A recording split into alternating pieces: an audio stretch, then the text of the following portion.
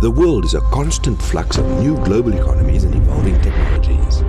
In line with the UAE vision for the next 50 years, AIM Digital, the first digital edition of the annual investment meeting, with a theme Reimagining Economies, the move towards a digital, sustainable and resilient future, will showcase the most attractive investment opportunities for people from over 170 countries. Join AIM Digital from 20 to 22 October.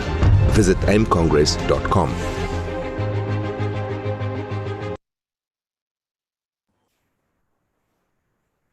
The world.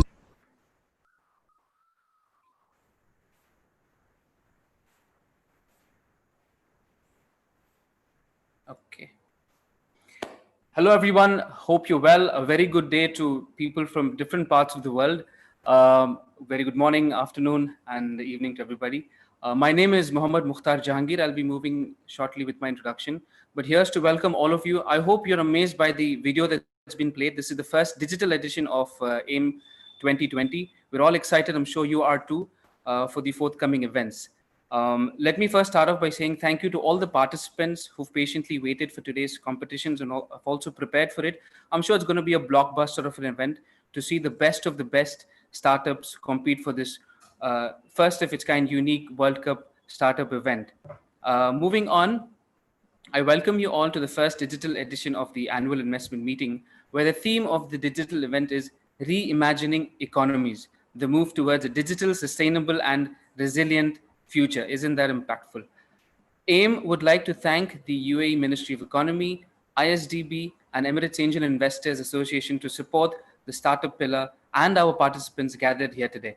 A special thanks to all our national partners who helped us connect with their respective startup ecosystems and discover disruptive companies and competitive solutions within each of the 65 countries that have been presented in the next 2 days. AIM, in short for Annual Investment Meeting, is the largest investment platform in the world. As an initiative of the UAE's Ministry of Economy, AIM has been promoting a healthier global economy by linking investment opportunities to faster growing economies under several key pillars, from foreign direct investment, foreign portfolio investment, small and medium enterprise, future cities, a One Belt Road special event, startups, which is also the key focus for today. We are excited to listen to all of the shortlisted participants who will showcase their companies' products and solutions as they compete for a chance to become one of the top 5 winners at AIM 2020 Global Startups Champions Leagues. Before we move ahead, a quick brief about myself. My name, as I mentioned, is Mohammad Mukhtar Jahangir. I'm a UAE-based entrepreneur and startup consultant. I run a branding and marketing agency called One and Only Advertising and a networking platform for young entrepreneurs called UConnect and a networking platform for university entrepreneurs called Unipreneur. So without further ado, I would take the honor of introducing the jury panel of today's competition. If we can have that slide up, dear Santosh. Thank you so much. So with great pleasure and honor, I introduce the jury members of today, starting with Mr. Fateh Eddin Kazim from NCR.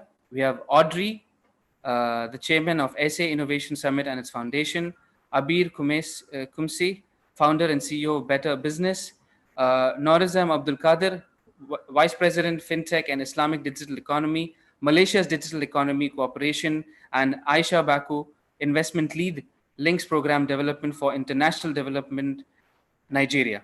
Thank you so much to all the respected jury members for taking out your time from different time zones and logging in to be part of this wonderful initiative.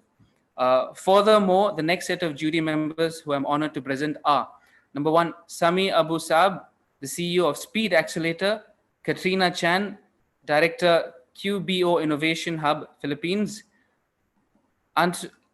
Anton Porson, Partner Antler London, Emilio Escartin, Professor of Islamic Finance, IE Business School, and Menin El Kalyubi, Vice President Business Development Strategy from Siemens.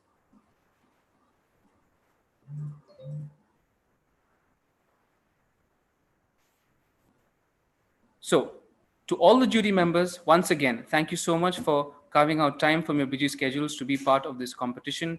Before we hand over the floor to the first presenter, let's recap on the format and rules of the pitching competition. if that can be played on the screen. I'm sorry, there's another set of jury members that we need to go through. If you can go back.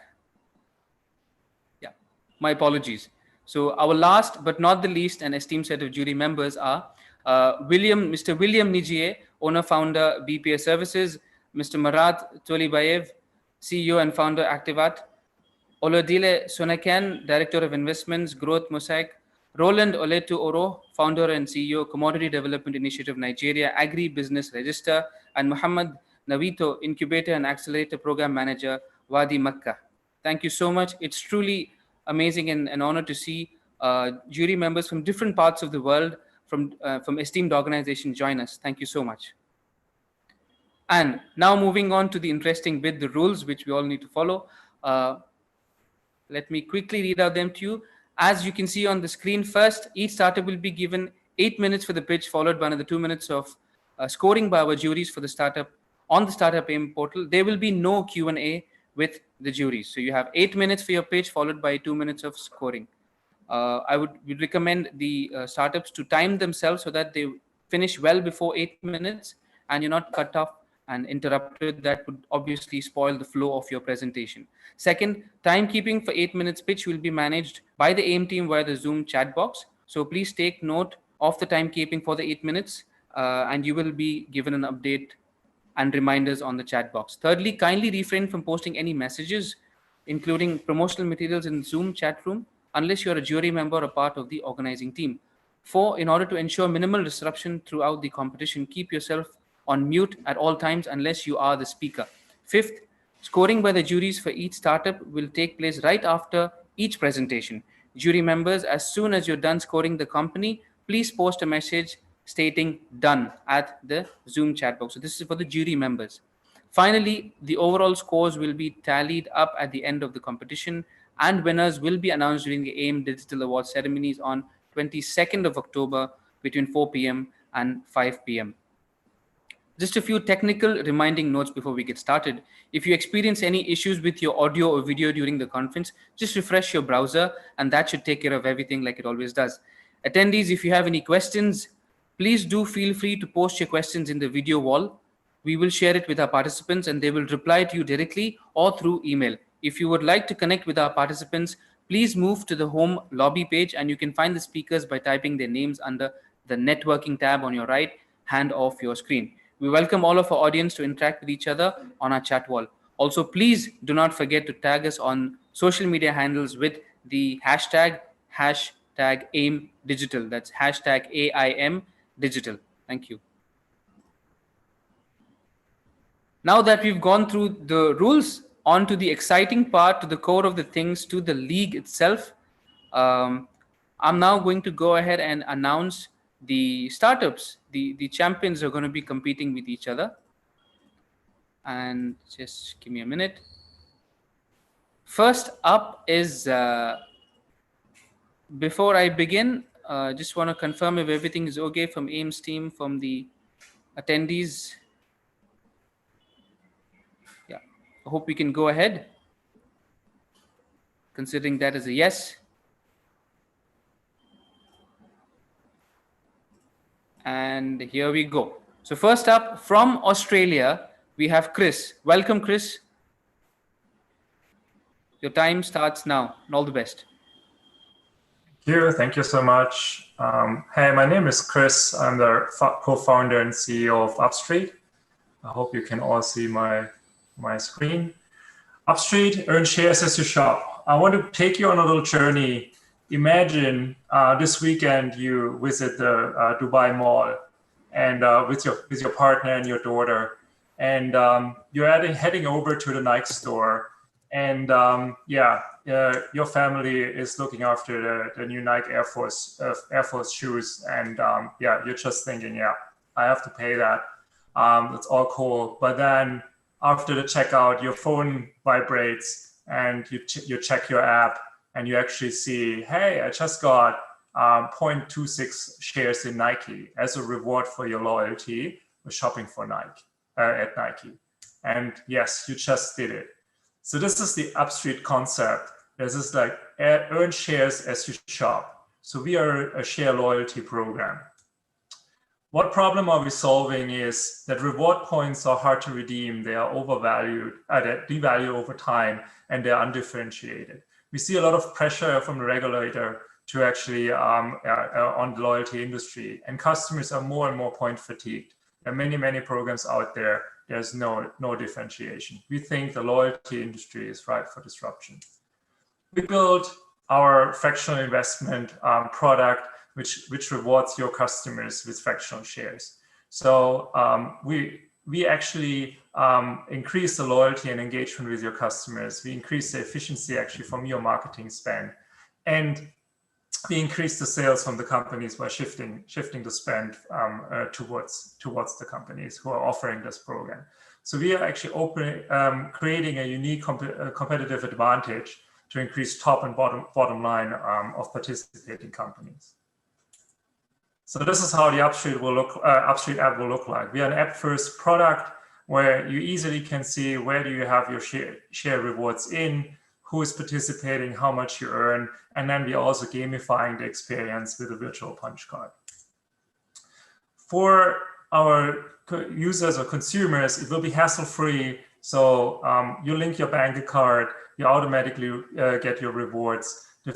We have almost zero fees. So we can offer that product very, very cheaply to everyone. And we just say shop as usual, but just get rewarded better than before.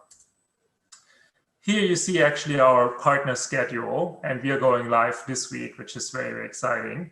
And I want to go a deep dive on Marley Spoon, which is a meal kit provider like Blue Apron or HelloFresh, you might know them.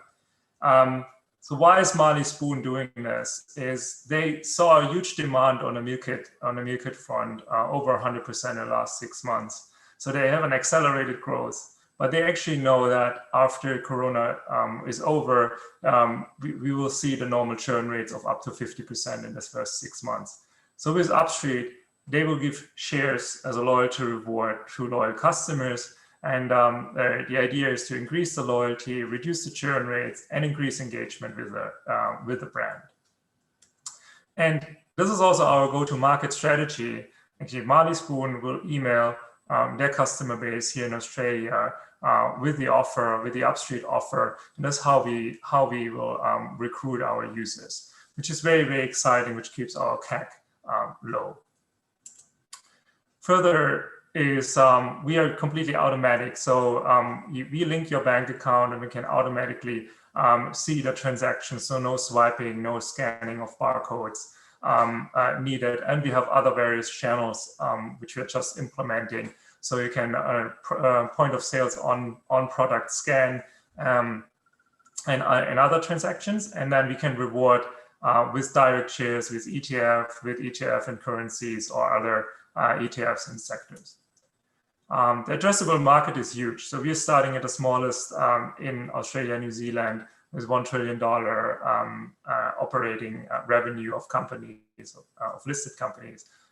Then Southeast Asia, we want to expand to Southeast Asia, Middle East, India, and then Europe, which are super big markets for us. And yeah, that's our plan here. And as I mentioned before, so we are going live this week, which is super exciting. We are 1 year in. It took us 1 year to sort out the regulation, get our first client on board, and now it's like just a few hours away from we pushing our app into the App Store and seeing our product live in the market. Our ask, if you're interested and you're a partner company or you know someone who wants to reward the customers differently, give us a shout. And we are fully funded at the moment, but we are raising another round mid next year. So if you're a strategic investor for us, please connect with me and let's have a chat.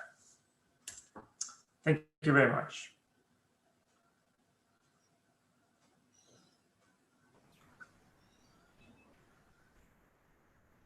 Welcome, Chris from Upstreet, for that wonderful presentation. All the best to you. Moving on to the next startup, which is from Japan. And we have Mr. Kentaro from Japan. Welcome, Kentaro.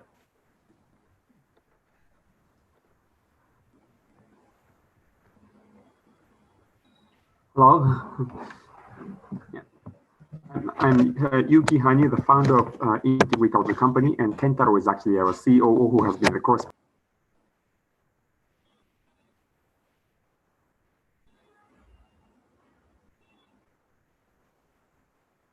Kentaro, you have to unmute yourself. Can somebody look into the audio?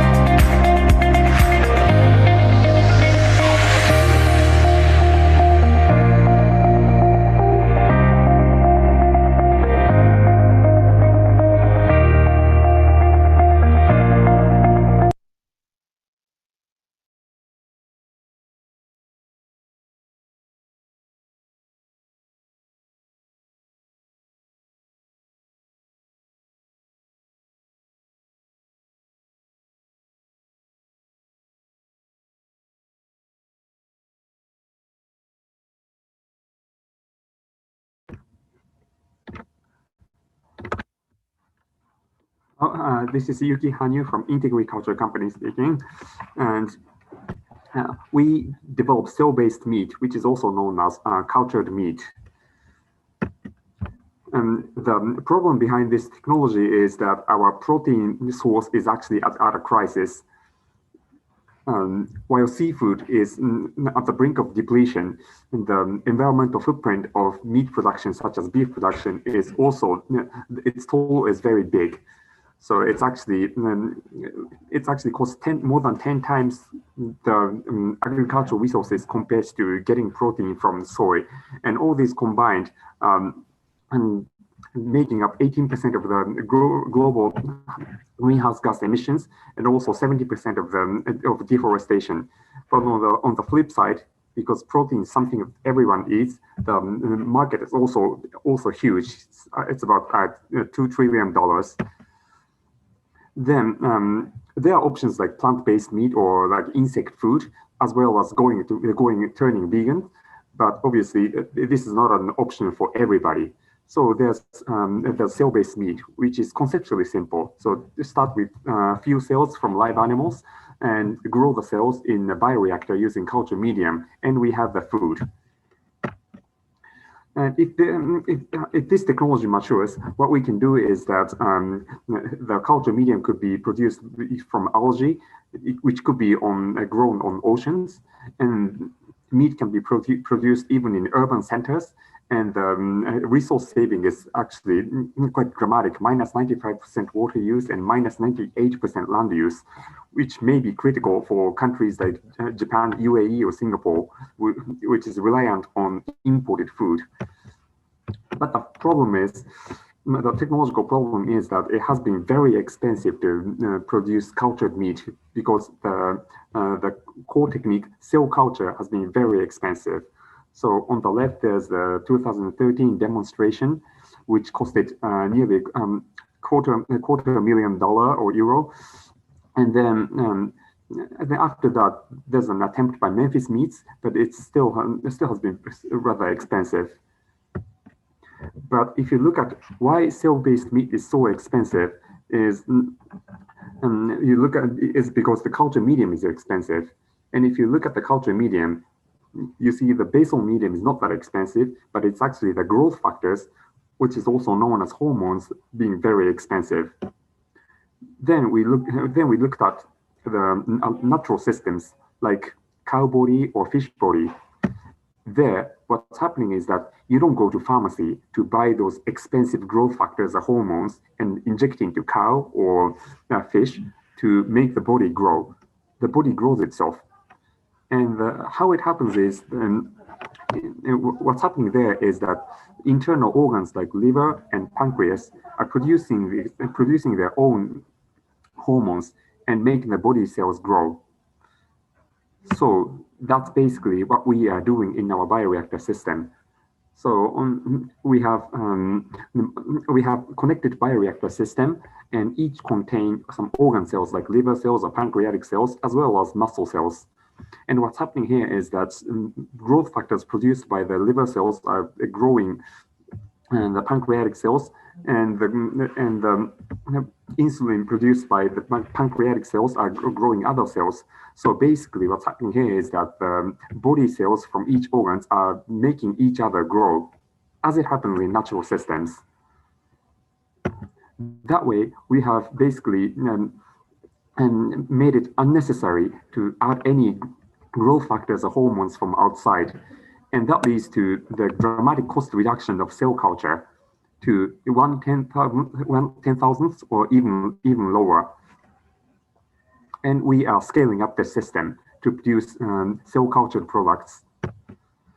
And one of the strengths of this technology is that it can work for any types of cells, let it be neural cells or muscle cells or fat cells, and it can. The same principle applies to any animal species like cow, chicken, or we're also doing it on shrimp, and it will probably work on fish and human for medical applications as well. So our technology, which is also called the CalNet system, is actually a general purpose large-scale cell culture system, which product is not limited to meat. So the CalNet system takes sugar and amino acid as the input and produces cells, which could be meat, foie gras, or extracts from cultured cells, like cosmetics and supplements. So with this technology in hand, we are commercializing one by one. First, starting with cosmetics products for April next year, and then comes cell cultured foie gras next year on December 2021. And behind this commercialization, there's our steady R&D going on, starting from food medium all the way down to vascularization, which is the holy grail for regenerative medicine. And this technology would finally allow us to make cell cultured steak. Another strength of our technology is that it doesn't use any genetically engineered cells or externally added hormones, which actually makes our product already legally marketable, at least in Japan, because it's not using any GM cells or unapproved substances. And we are on the way to scale, and we are currently building the pilot commercial scale for cell-based foie gras launching next year. And we are recently awarded $2.2 million government funding to build this commercial facility. And our cosmetics products and cell-based foie gras is actually a mere demonstration. These consumer products are mere demonstration. What we are doing as the main target is bioreactor as a service. So since our technology can culture any types of cells, we can use that for food, but we can also do it for cosmetics. And if there are some clients wanting to make, say, like cell cultured fur, we can do that, and we can do the medical applications as well. And we have multiple companies lined up for this. We call this colored pipeline. So any companies wanting to produce their own cell culture products, they can come to us. And we have multiple companies already on board. And we also have our CANET consortium, which is the consortium to develop this and scale this technology itself. And for this, we have more than 10 companies joined to build this system that produces large-scale cell culture products. And with that, we are going to democratize cellular agriculture where anyone, like farmers or even local restaurant chefs, can culture their own meat at home, or there could be large-scale cell culture facility producing a country's enough protein sources. So anyone wanting to join this movement, please talk to us. Thank you very much.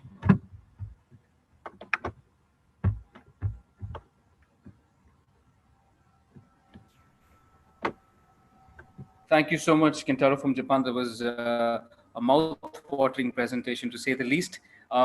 We will have 2 minutes for the jury to score, after which we will move on to the next presenter from Brunei, Ian Ong. Kindly be ready. We shall get to you in 2 minutes.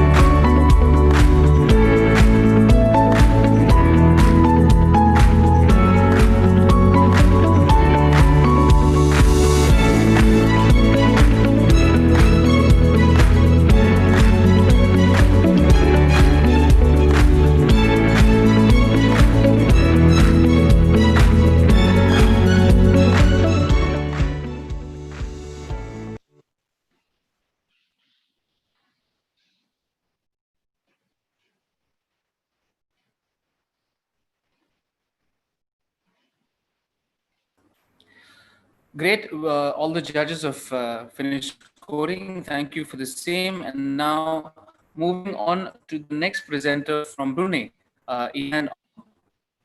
A warm welcome to you, Ian. Hi. You may now begin your presentation. Okay, great. Thank you.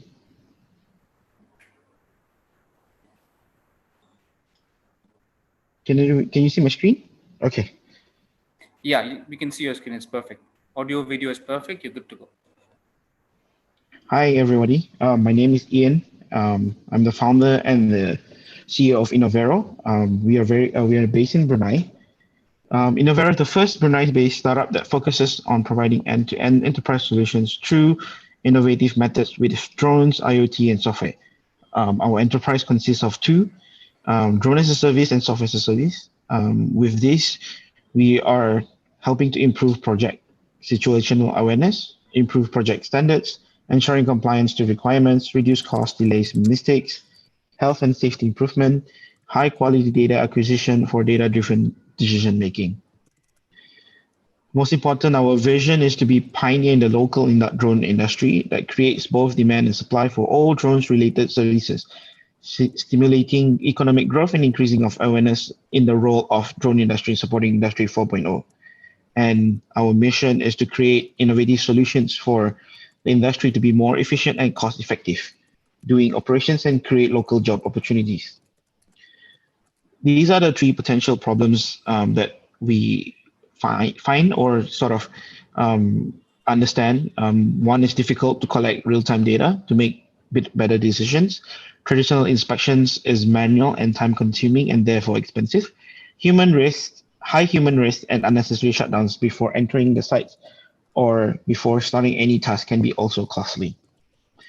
The potential approach that we're looking at are they're looking at 4 areas: visual data collections, which consists of drone inspections and so on; predictive modeling, where we collect data and we have the AI and the machine learning to sort of predict and able to come up with a pre-measure maintenance; real-time data collection is also part of the IoT sensor development, big data capture, and report automation; and not the least, Drone Academy.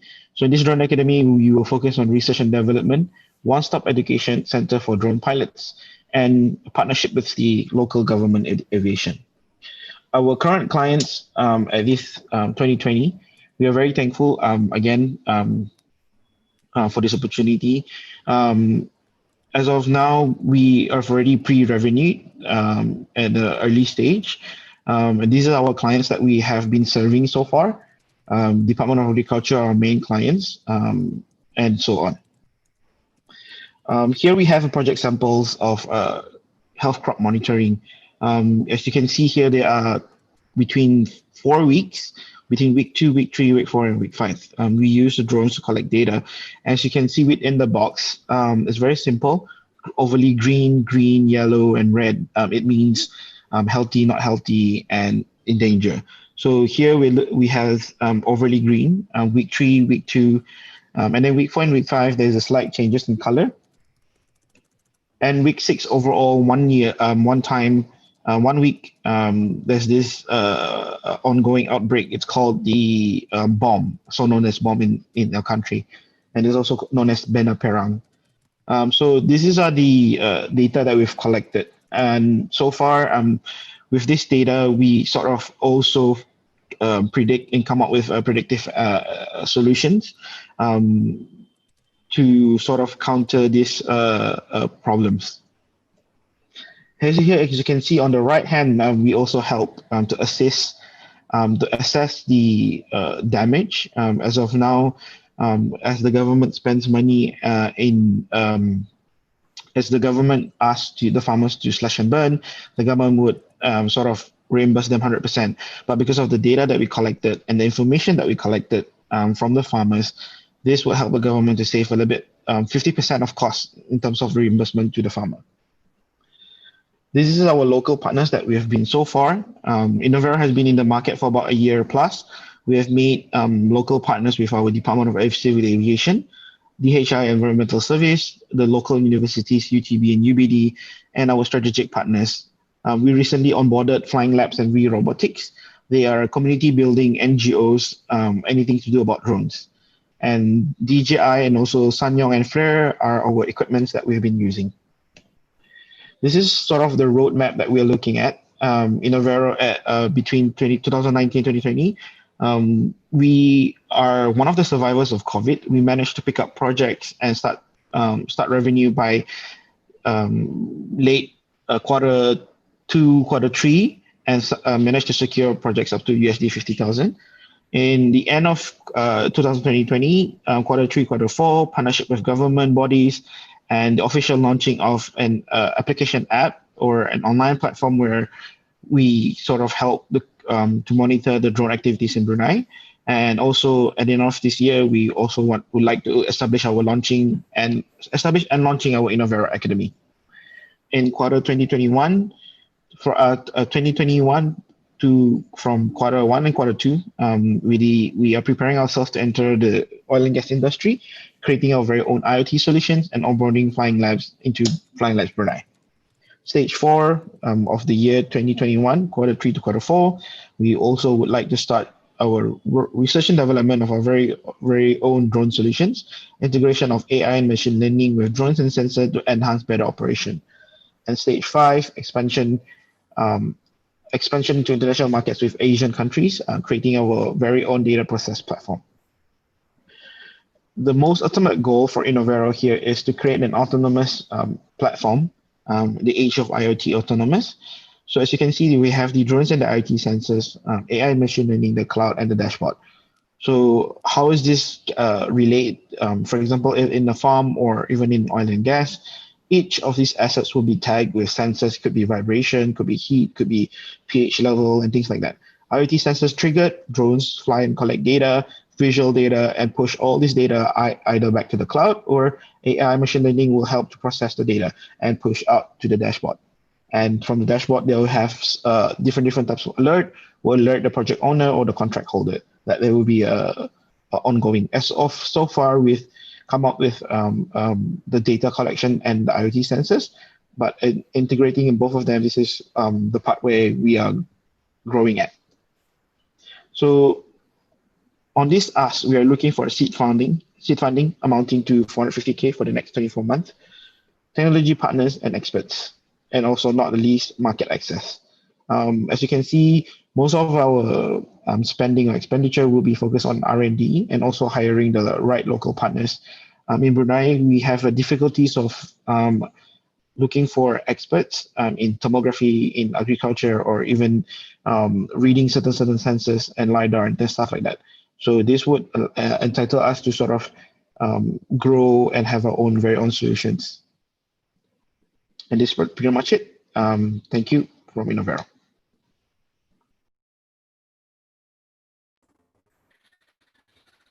Thank you for the wonderful presentation from Innovero. We will now give the judges 2 minutes to do the scoring.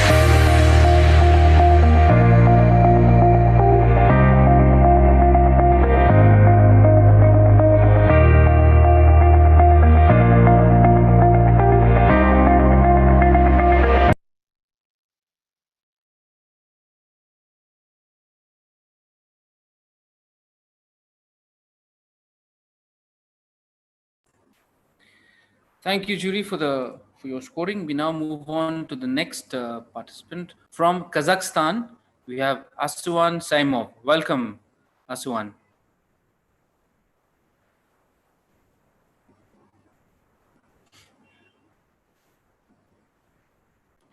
Do we have the participant from Kazakhstan, Mr. Asuan?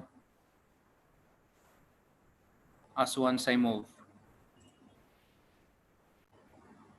Okay, so we're going to take a short break and we're going to get back to you until we have the next startup lined up. Thank you.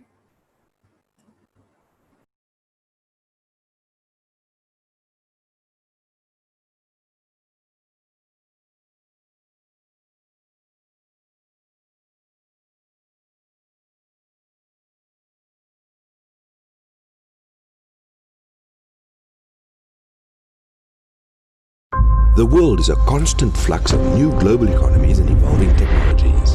In line with the UAE vision for the next 50 years, AIM Digital, the first digital edition of the annual investment meeting, with the theme Reimagining Economies, the move towards a digital, sustainable and resilient future, will showcase the most attractive investment opportunities for people from over 170 countries. Join AIM Digital from 20 to 22 October. Visit aimcongress.com.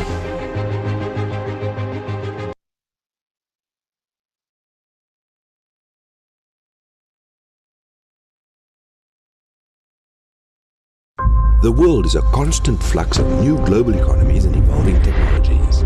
In line with the UAE vision for the next 50 years, AIM Digital, the first digital edition of the annual investment meeting, with the theme Reimagining Economies, the move towards a digital, sustainable and resilient future, will showcase the most attractive investment opportunities for people from over 170 countries. Join AIM Digital from 20 to 22 October.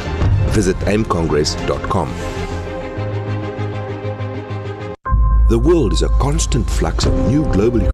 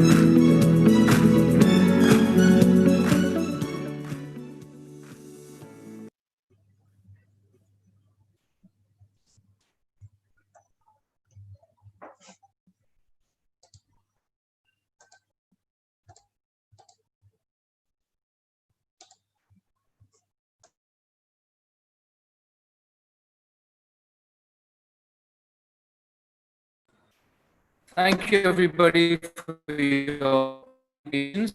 Moving on to batch 2, we first have from batch 2, India, Manu Kohli from India. Manu Kohli, please, you're most welcome to come in and start your presentation.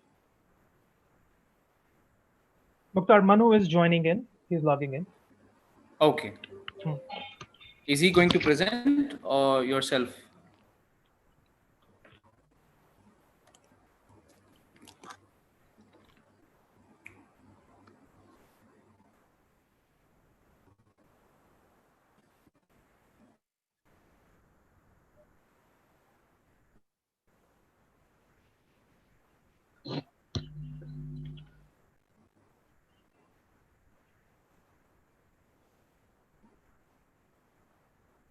Vibhu Jindal, is it going to take some time?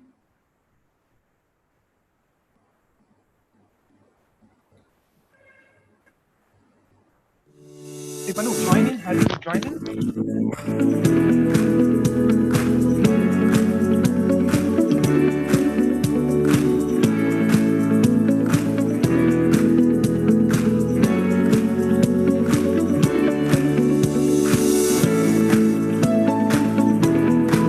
Mukhtar, just tell him talk.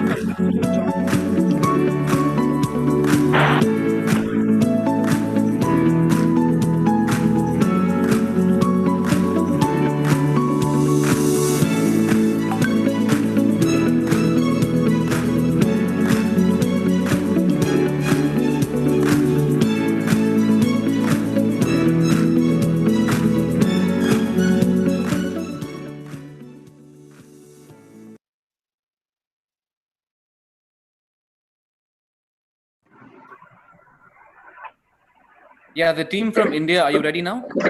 Mukhtar, Manu is Manu is there. Yeah. Okay, that's Manu on screen? Yes, that's correct. This is Manu. Can you hear me? Yes, Mr. Manu Kohli, welcome. You can kindly start your presentation now. Thank you. Most welcome. So, good afternoon, everyone. My name is Manu Kohli, and I am a CEO of Cognable. At Cognable, we are developing artificial intelligence-based solutions for children with autism spectrum disorder, starting from early detection till intervention. We were recently the winners of which was an artificial intelligence conference organized by Ministry of Government of India, and we were announced as the winners by Prime Minister Modi itself. So what is Cognable? Let's look at a 3-minute video which talks about our product, our innovation, and our team.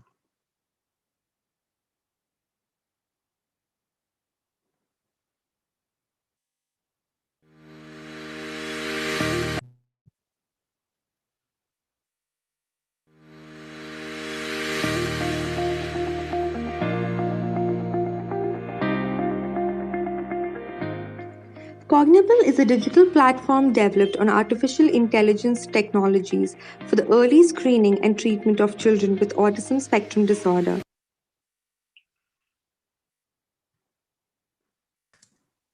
The Cognable screening service, a video is taken where an adult follows a guided script and invokes multiple responses from the child with an objective to elicit those skills that are deficient in children with autism. For instance, in this video, an engager is testing the child's imitation skills by seeing if the child will also clap or tap the table. The child's receptive language skills are tested by giving him instructions to follow, such as identification of body parts. The video is automatically analyzed by machine learning models that measure action responses of children and other behavioral landmarks to make autism screening outcome. Our preliminary work is published in peer-reviewed journals, and we have filed 2 patents on our innovation. Wondering if the autism therapy is working? At Cognable, your data drives autism management. Cognable Digital Platform Therapy allows parents, clinics, and schools with availability of an integrated assessment and behavioral treatment services.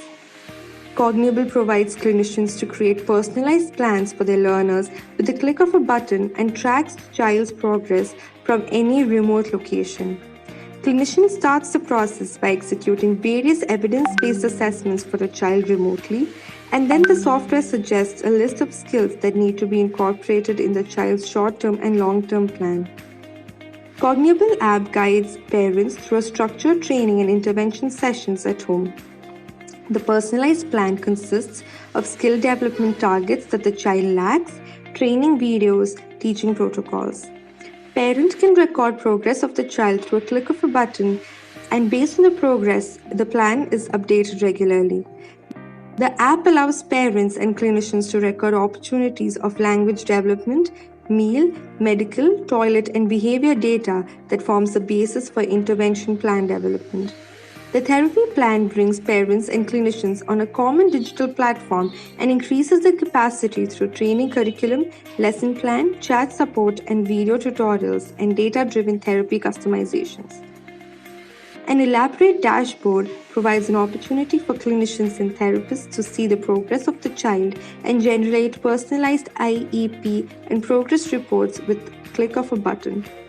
Cognable is now powered by Fortis Mental Health Group's expertise, team from IIT Delhi, and proven adoption by multiple clinics. Yeah, so this is, what Cognable is. We are into early detection to intervention of autism spectrum disorder. And we are a company based out of from IIT Delhi. All our team from the technical side and management side is coming from IIT Delhi. Let's look at the growth of autism, how this has become more like an epidemic. Way back in 1970, we had 1 in 70,000 children, 1 in 10,000 children being diagnosed on autism. And right now, in 2020, we have 1 in 54. Which is a very scary number. Indian Academy of Pediatricians, American Academy of Pediatricians, they say that every child between an age group of 18 months to 24 months needs to be screened for a developmental delay. Now, in India and globally as well, you have like 120,000 children globally born every day. So it's not humanly possible to screen those children with the physical infrastructure or a traditional ways that we have. Early detection means early intervention, and then early intervention really rehabilitates the child. So early detection followed by early intervention is a key. So you need a technology support to screen that many number of children very early and then start them on an intervention plan if there is a developmental delay. So the challenges are, the universal screening is suggested by Academy of Pediatricians. There is a capacity constraint because of mental health workers are very not that many available. The affordability is a challenge. The autism is a lifelong disorder, so the lifetime value of interventions it's very high. So you need technology-driven solution and reach and scale into the tier 2 town cities.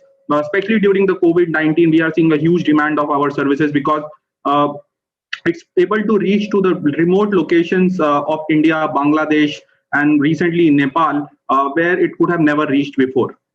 The solution is very, very easy to do. A parent, gets onto the app, downloads the app, follows the instructions, plays with the child, records the video, upload it onto the cloud platform that we have.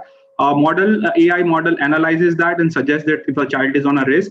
If a child is on a risk and has been already diagnosed by a doctor, he can immediately start onto the intervention plan with an assessment, individualized plan that builds a complete protocol and set of skills that a child should be taught.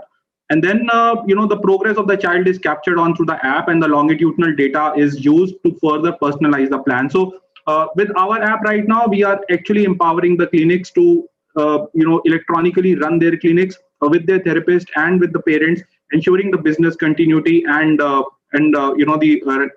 ensuring the services are not disrupted even due to COVID-19. Our competitors, the traditional competitors, are government hospitals, conventional therapy centers, and our advantage is the data amount that we are able to handle, and it's a totally behavioral health data. So I think we are right now on autism, but the complete model of the solution is applicable to any behavioral health issue like ADHD, Alzheimer, dementia, and it has a huge possibility of scaling it up because the patents and the IP behind it is very difficult to crack, and that's what we have invested last 2.5 years to get to that stage. So this is a global market size of autism. We can get into how it has been calculated. 140 million children are born worldwide. They need screening. Assume 10% of the children are screened, and there is a screening cost associated with it. So it's $1.4 billion. The intervention is $5.6 billion. So we're looking at a almost $7 billion market of only autism. And when we talk about a behavioral health, you can multiply it by 4 or 5, and it's going to go to $35 to $40 billion. So we have filed 2 patents for our innovation, and these are very, very unique patents on how you should scale, build an AI model that can be applied into a behavioral health side. And the second is on the application of the innovation onto the autism side. So the innovation is very simple in one word. You can create an artificial intelligence model on any behavioral health issue with only 20% of the data that you would have used otherwise. So it's there, and our work, as I said, is being published and in a peer-reviewed journal, and we are tied up with 4 hospitals right now where the product is being tested and deployed. So the hurdle is on the access to funding. It is. Manu, sorry to interrupt. Your time is up. Sure, sir. I will just take a minute. So this is a business plan which has a complete projection of how we are going to scale both on the detection and screening side. These are some of the screenshot of the app. It is available in multiple languages, and it's being used by more than 100 users. Thank you so much. Open to questions. Thank you, Manu. We won't be having a Q&A session here. However, we will give the judges around 2 minutes to do the scoring. Sure. Thank you so much for your interesting presentation, Manu. All the best. Thank you so much. Yeah, most welcome. Moving on, we will now be taking a 15 minutes break, during which the next set of startups can prepare accordingly. And for those who've completed your pitching session, you can kindly proceed to network and attend other conference sessions. So see you all after 15 minutes. Thank you very much.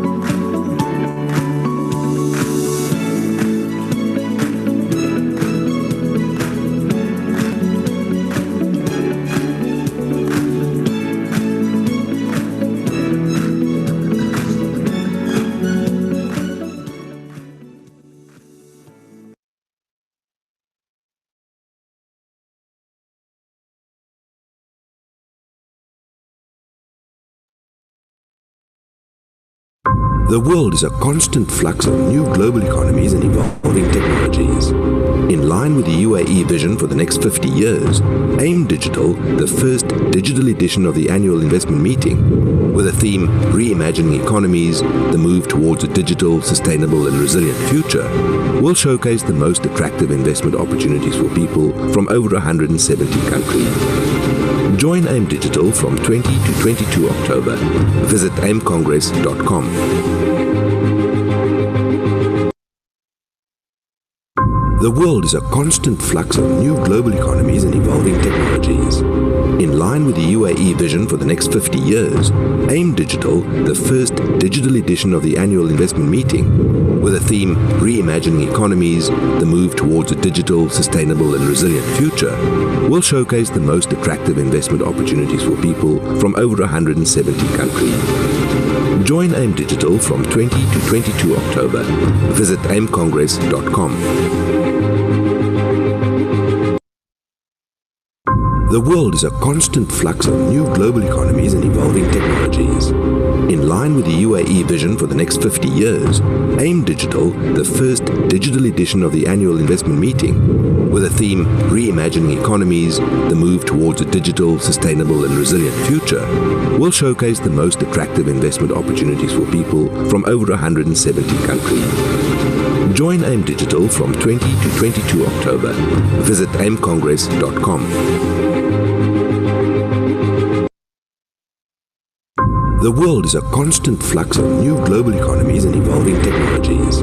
In line with the UAE vision for the next 50 years, AIM Digital, the first digital edition of the annual investment meeting, with a theme Reimagining Economies, the move towards a digital, sustainable and resilient future, will showcase the most attractive investment opportunities for people from over 170 countries. Join AIM Digital from 20 to 22 October. Visit aimcongress.com.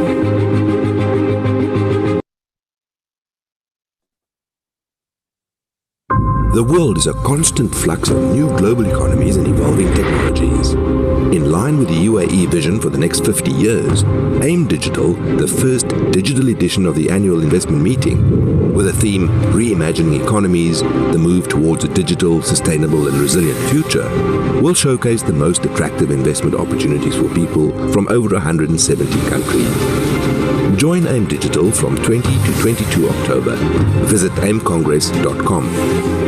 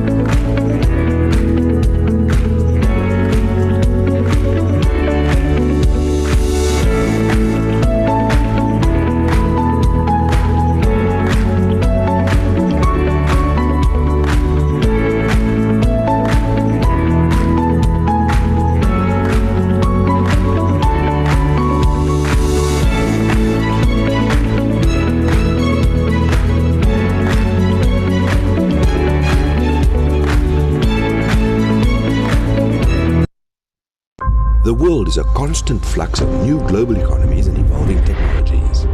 In line with the UAE vision for the next 50 years, AIM Digital, the first digital edition of the annual investment meeting, with a theme Reimagining Economies, the move towards a digital, sustainable and resilient future, will showcase the most attractive investment opportunities for people from over 170 countries. Join AIM Digital from 20 to 22 October.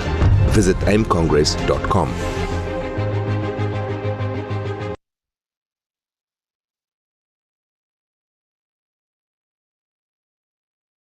The world is a constant flux of new global economies and evolving technologies. In line with the UAE vision for the next 50 years, AIM Digital, the first digital edition of the annual investment meeting, with a theme Reimagining Economies, the move towards a digital, sustainable and resilient future, will showcase the most attractive investment opportunities for people from over 170 countries. Join AIM Digital from 20 to 22 October. Visit aimcongress.com. The world is a constant flux of new global economies and evolving technologies. In line with the UAE vision for the next 50 years, AIM Digital, the first digital edition of the annual investment meeting, with a theme Reimagining Economies, the move towards a digital, sustainable and resilient future, will showcase the most attractive investment opportunities for people from over 170 countries. Join AIM Digital from 20 to 22 October. Visit aimcongress.com.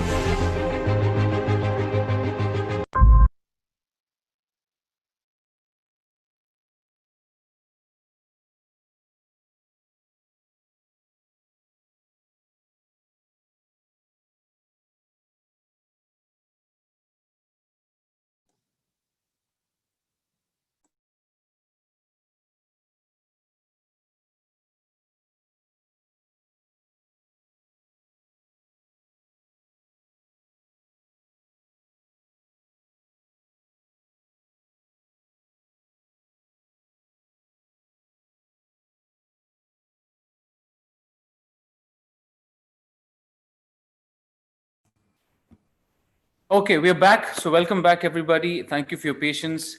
We're on to the batch 3 of today's Startup Global Championship. And I will now welcome Theodoros from Ethiopia to join us and give us your presentation. Theodoros, are you there? Yes, I'm here. Okay, can great. you hear me? Yes, loud and clear, and your video is clear as well. You may now begin your presentation, and all the best, Theodoros. Thank you.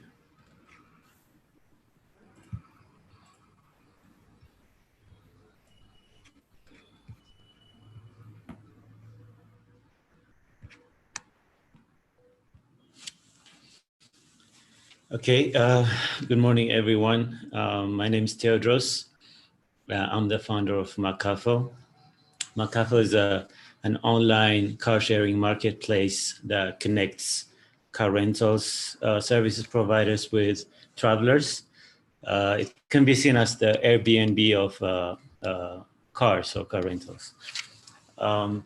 So on both sides of the platform, both guests or travelers and hosts have unique sets of problems. For guests, they have the issue of convenience. There's no system that makes renting a car easier here in Ethiopia and largely in Africa. There's also the issue of quality service because there's no way that travelers can be sure or confident that they'll get what is promised. And also there's the issue of price because travelers have to go through brokers and agents to get rental cars, and agents hike up prices by up to 30%, sometimes even more. And on top of that, they have to charge a 15% tax, VAT. For hosts, the problem is even bigger. They have cash flow issues. We're talking about months of delayed payments here, not just days. They have no control over their businesses as to the conditions of contract. There's no transparency. And then they make less income because agents set low prices for car rentals, and then they take up to 30%, sometimes up to 50% in commission, which they do not disclose. And there's also the issue of convenience because they have no direct market access. They have to go through agents and brokers to get to market. So the solution Makafo is bringing is basically bringing hope to a broken sector and also bringing synergy to create a win-win solution for both travelers and car rentals. So for car rentals, they'll get more control. They'll have complete control over their business as to their conditions of contract. They get paid on time. We pay the car rentals within 5 days after the customer pays. It's more convenient. They can get to market faster now because they're online and they're dealing directly with the traveler. And they make more income, more money because now they're dealing directly with the guests and they're setting their own prices. And the values created for travelers or guests are convenience. They can see all the cars that are available for rent in one place. So that means they'll save their time. And they get better options. They can choose from hundreds and thousands of car makes and models and categories. And it's more reliable because that this is a transparent system and it leaves very little room for conflicts. And also they get better prices because now they're dealing directly with the car owner and they don't have to pay 15% VAT unless they need a receipt. And car owners don't charge as much as agents or brokers do. So the market is pretty big here in Ethiopia. There are more than 22, actually as of today, more than 26,000 rental cars in Ethiopia. There's a new pro-technology government that's putting more emphasis on innovation and technology. The tourism sector is getting a boost. The capital city, Addis, is getting transformed. Online payment system has been implemented here. We're using Bank of Abyssinia's online payment platform. They've partnered with Visa, CyberSource to provide online payment gateway system. And if you look at the market size in Middle East and Africa market size, it's well over 80 billion US dollars. That's according to Envision Intelligence. And if you just take 4 African countries with similar market size as Ethiopia, it's 360 million plus USD dollar market in annual revenue. And we forecast we could make over $1 million in maybe 18 months or 2 years with Makafo. So the product is that travelers or guests could search by city, car make and model, and they could book the car of their choice and pay online. And they can also choose to book cars with or without a driver. Car rental service providers can list their cars online. And we have pretty good customer traction. It's only been 3 months since we launched. So we have a monthly recurring revenue of well over 23,000 US dollars as of today. That's over 858,000 Ethiopian birr. We have a 1-year contract with BGI Ethiopia, which is the largest producer of beverages here, and EKT Trade Investment PLC, they're pharmaceutical importers and producers. We've received media coverage by over 10 popular media outlets. And we have over 500 cars listed on the platform, over 1,000 app installs, and close to 700 active users. So the business model is that we take 10% commission from every trip, and taking a $4 average fee, we forecast we could make $1.15 million in revenue by 2023. That's net revenue. That'll be a gross revenue of around 11 million US dollars. And we plan to expand in the future into new geographies like other African countries and Middle Eastern countries. And our market adoption strategy is through partnerships with hotels, airlines, tour agencies, NGOs, government organizations, private businesses. And also we plan to target events, tourist attraction events like big holidays, and also use online platforms like Google search engine optimizations and App Store optimizations. The competition, we're better than the competition because we're online and more affordable. Our competition are offline and they are more expensive. And we feel like our competition actually could use our services. And we have a better competitive advantage because we're first to market in this sector, that is for app and web-based booking platform. And we bring indispensable value for both car rentals and also guests or travelers. Also, we allow car rental service providers to list their cars for free.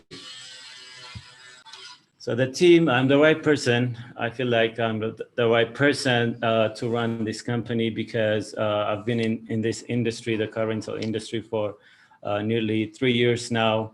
I've worked at Ethiopian Airlines and Emirates Airlines before. I have my advisor, Misuka, who has very extensive experience in marketing, has worked in some really big companies as a marketing manager. So what we're looking to raise $200,000. Sorry to interrupt. Yes. Your time is up. Yes. Okay. Thank you. You can quickly finish. No problem. Yeah, we're looking to raise $200,000 to reach $1.15 million in revenue by 2023. And with your help, we can make Makafo successful and a big company. Thank you. I finished.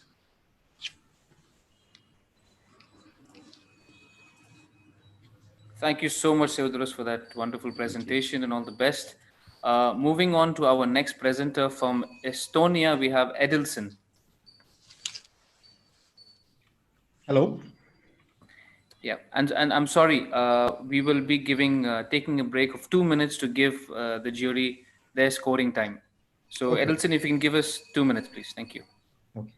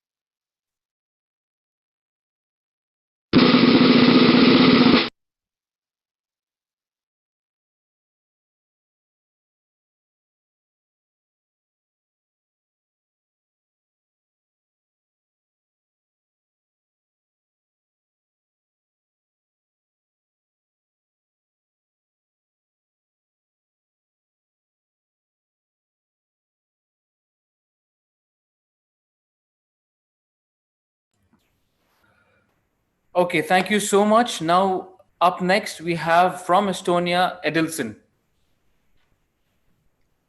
Hello. Welcome, Edilson. Can you see me? The audio is okay? Audio, video is clear. Good to go. Okay, let me share my screen. Okay. Hello, I'm Edilson. I'm CEO of OriginalMy. OriginalMy is a platform for e-governance. We are aiming to fight bureaucracy and fraud by authenticating digital content, signatures, and people. Our main market right now is Brazil. But why Brazil? Brazil is a huge source of bureaucracy. If you have a contract, you need to go to a notary to get a stamp on signatures all the time. And notaries are very crowded. And imagine if you have a contract with 2 or more people, you need to get a stamp on each signature on a contract. And because of the bureaucracy, Brazil is very poorly ranked among the economies. Like you need 30 days from the beginning to open a company in Brazil. Like here in Estonia, it can be done in hours or minutes. For entrepreneurs, it's painful. So OriginalMy is a pioneer company developing solutions for e-governance. We use blockchain and strong cryptography to enable tools to fight against bureaucracy and fraud. We have tools and solutions since the digital identity to the notarization of documents through partnerships, even with notaries. We are providing access to justice, we are improving the democracy, and we are empowering people.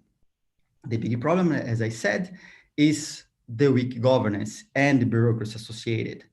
And it's costing money and opportunities. The bureaucracy and identity fraud opened a huge market of more than $1 trillion. And corruption and fraud costs just to you more than 900 billion per year. We deliver a SaaS solution. We have a platform, we have mobile app, we have browser plugins, and we have APIs for authenticating everything. And one of the good things of our platform, it's our horizontal solution. And we can build, we and our partners, we can build solutions on top of that infrastructure. We are focusing on B2B2G and now B2B2C and now B2D through a SaaS model, through API integration and subscription model. The platform has a lot of tools and providing a lot of solutions like the next generation of digital identity. It's a blockchain-based digital identity and storage of assets. Through digital, we have digital signatures and authorizations. We have authentication with proof of authorship. We have proof of authenticity for documents, email, and web content, single sign-on with user control of personal data and proof of consent, and blockchain-enabled e-voting systems. And I'll show you some use cases built on top of our tools. We have Mudamos is a platform for collecting signatures on public petitions and draft bills.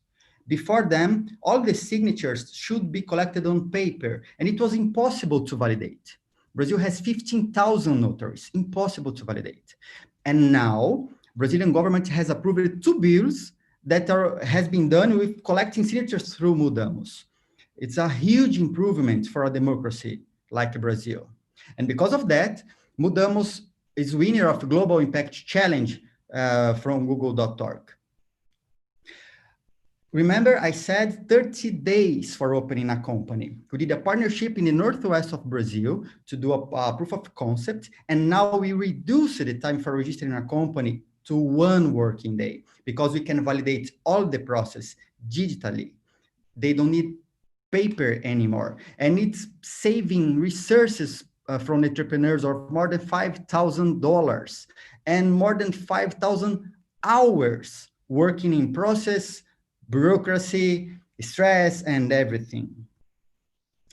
And because of that project running in the Northwest in Brazil, right now, the Board of Trade of the state of São Paulo is the main business city in the Latin America.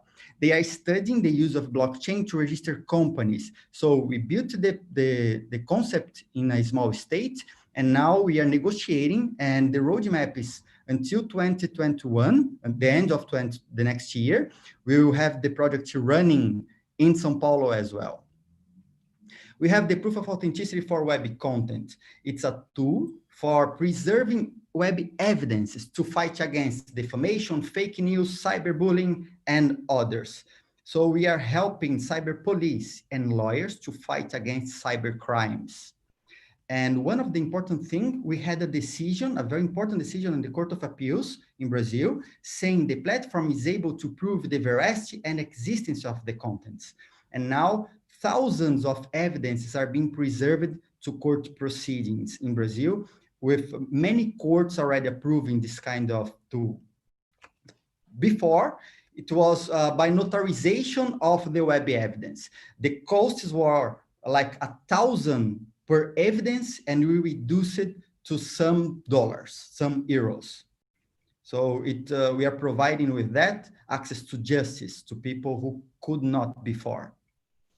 We built open prescription during the COVID-19 as a response to COVID-19. It's considered a top 10 global solution in response to COVID-19, and it's authenticating the doctor, the prescriptions, and the pharmacist, and all the processes authenticated without storing documents. That's the most important thing, because if the platform is hacked, there are no treatments or prescriptions to be leaked.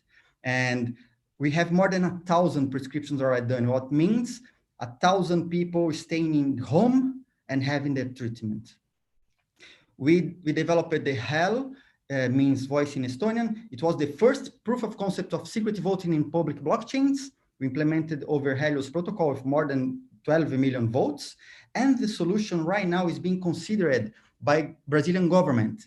We did the first election in 2018 with the Brazilian Fintechs Association. And now the Brazilian government invited us to run a side election in blockchain in the next month. November 15th, we will run a side election together with the real election in Brazil. And we will run at the side of IBM and other big companies participating in this process. We have a very strong founding team, me and Miriam, and we are the main personalities on blockchain and cryptocurrencies in Brazil by Cointelegraph.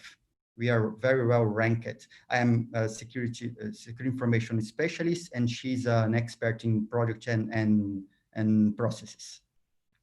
We have a very strong team with marketing, sales, revenue, customer success, and designers, and even development for sure, and totally aligned to our mission and vision. And we have very good advisors and mentors with us. We are unlocking a huge market. Just the digital identity in Brazil, it will represent 13% of the GDP in 2030. and 65% of the potential value are in emerging economies. So the whole potential market for our whole solution is more than $1 trillion, and divided by the verticals we are inserted. We are growing, and we are growing fast. And just in the first 3 months of this year, we beat the revenue of the last year. So COVID-19 opened a lot of opportunities, and we are getting all of them. We have a very strong business case. We have more than 400 signatures already done through Mudamos. We have bills approved in Brazil by collecting signatures, improving the democracy. We have almost 10,000 evidence preserved to court proceedings. We have known cases. Wilson, sorry to interrupt, but your time is up. Okay. So I finish it. Yeah, you can take 10 seconds and finish. Okay, so that's Original My. We are improving the democracy, we are empowering people, and we are promoting access to justice for us all. Thank you very much.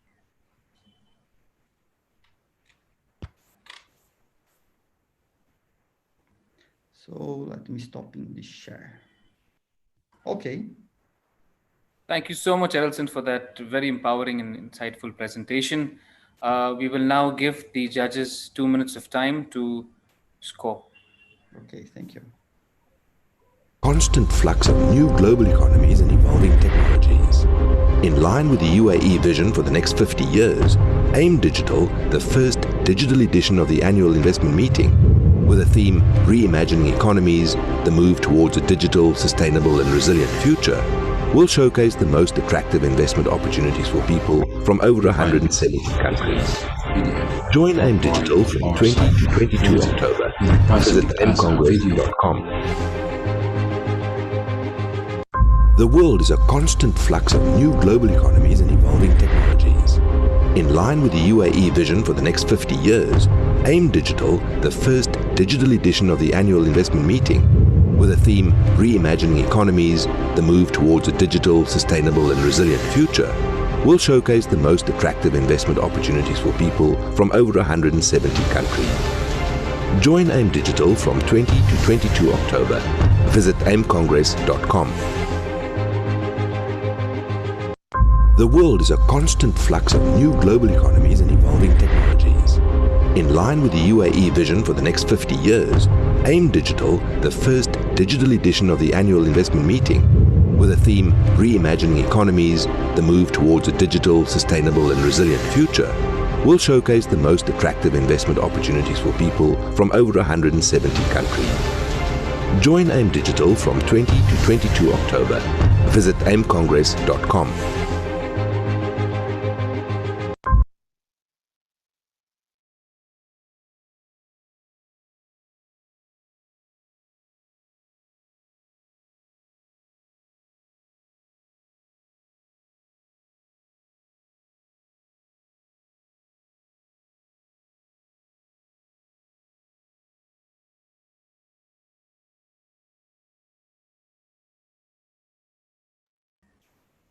The world is a constant flux of new global economies and evolving technologies.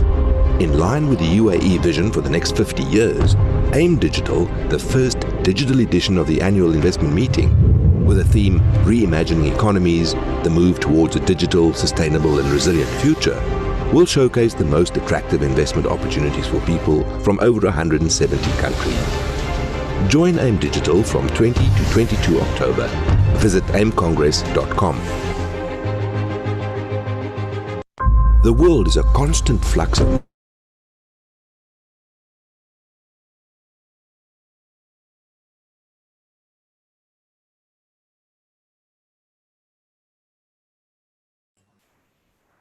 Great. So moving ahead with the next startup pitching to us, we have Monir Al Nouri from Jordan. Hello, everyone. Is my voice, audio and video clear? It's perfect, Monir. You can go ahead. Okay. I will share my screen now. Please.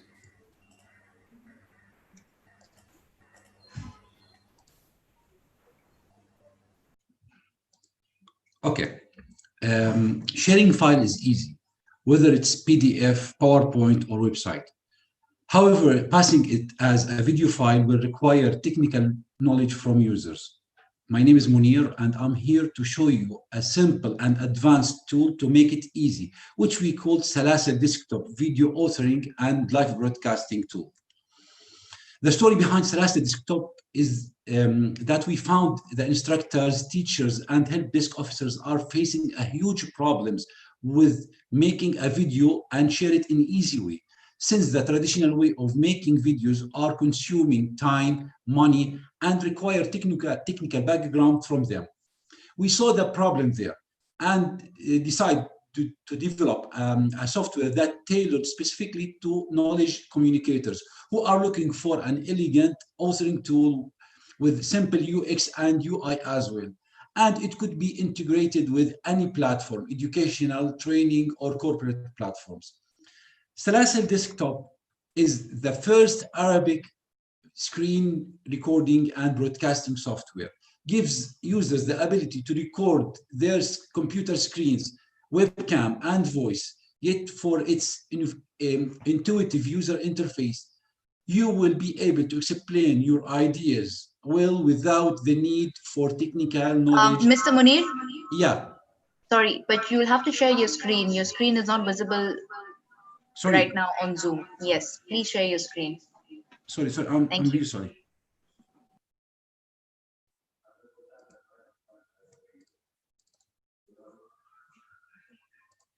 Sorry, is it clear now?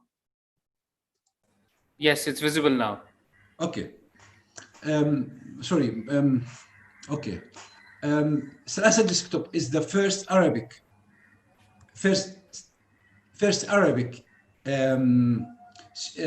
video and screen recording and broadcasting software. It gives user the ability to record their computer screen, webcam, and voice.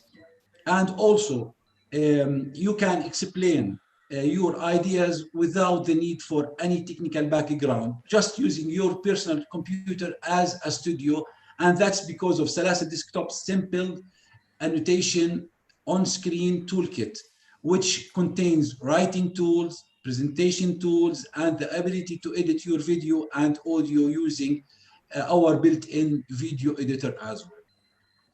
On the other hand, Salasil Desktop present an innovative features for the first time together, such as multiple live broadcasting on several platforms simultaneously, exporting content as an animated GIF as well. If it's applicable, I can show you a quick demo about the tool now. It's a desktop application. I can open it very easy and put any file I want to share. Is my screen clear now? Yes, it is. Okay.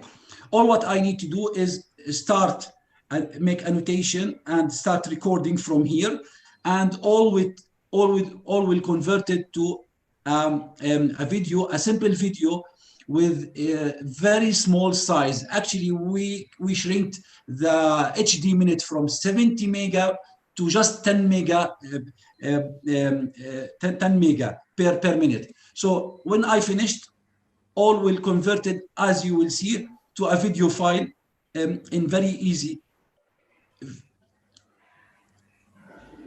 Okay, like this. Okay. I will get back to my presentation now.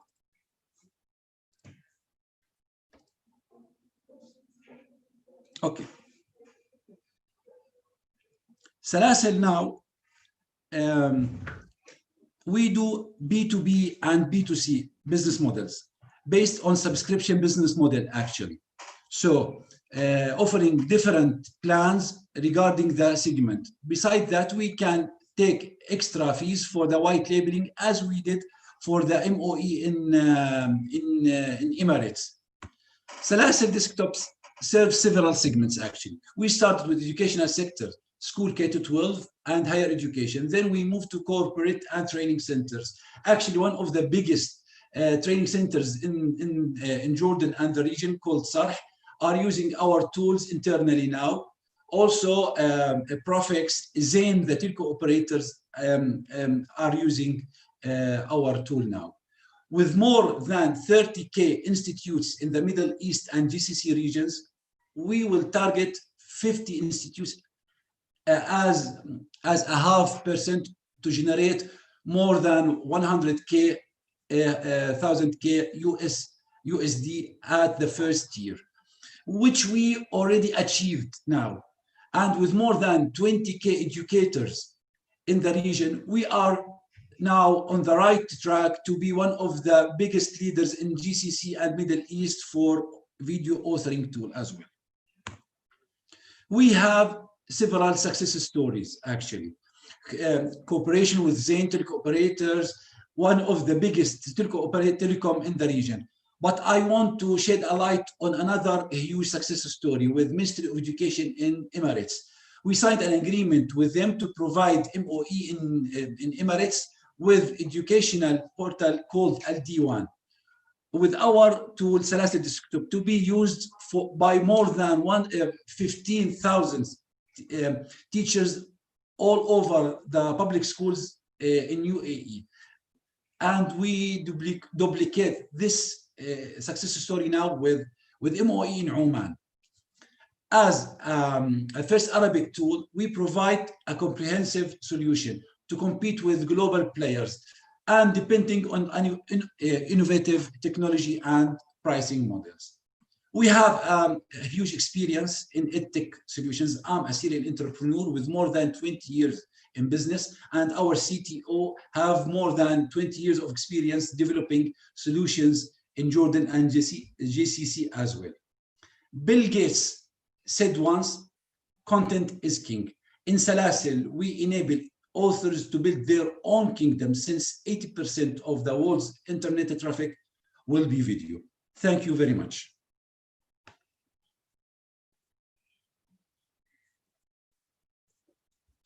I finished now. Thank you for listening. Hello. Yeah, with you. Thank you so much. Okay, thank you. Thank you so much, Munir, for that wonderful presentation. I'm sorry for the mistake that happened. So no, it's okay. These are digital glitches, but your presentation was very neat. Thank you so much. Thank you very much. Thank you very much. On to scoring. We'll get back to the audience in 2 minutes. Thank you.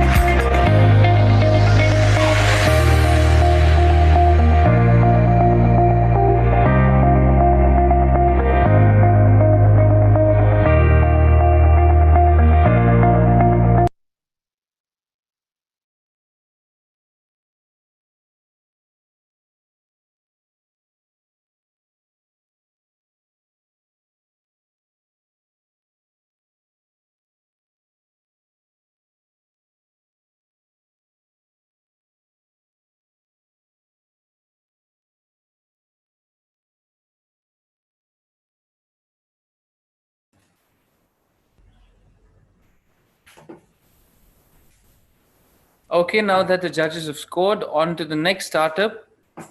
From Latvia, we have Gatis. Welcome, Gatis. Hello, guys. Do you hear me well? Yes, loud and clear. Yeah, perfect. Greetings from Latvia. This time, Juris on the wheel. I'm a co-founder of Agro Platform as well. So if you hear me well, I will just share my screen and start the presentation.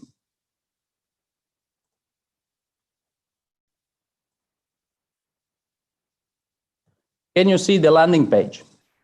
Yes, we can, and we can hear you well as well, Gatis. Okay. Farmers, they always look happy when you Google them. And why not? They are doing the great job for all of us. But you can't imagine how hard they are struggling about all the processes happening around them. Believe me, I know it because we also have a real farmer in our team. My name is Juris, and I'm co-founder of First Scalable Marketplace in Grain Industry, Agro Platform.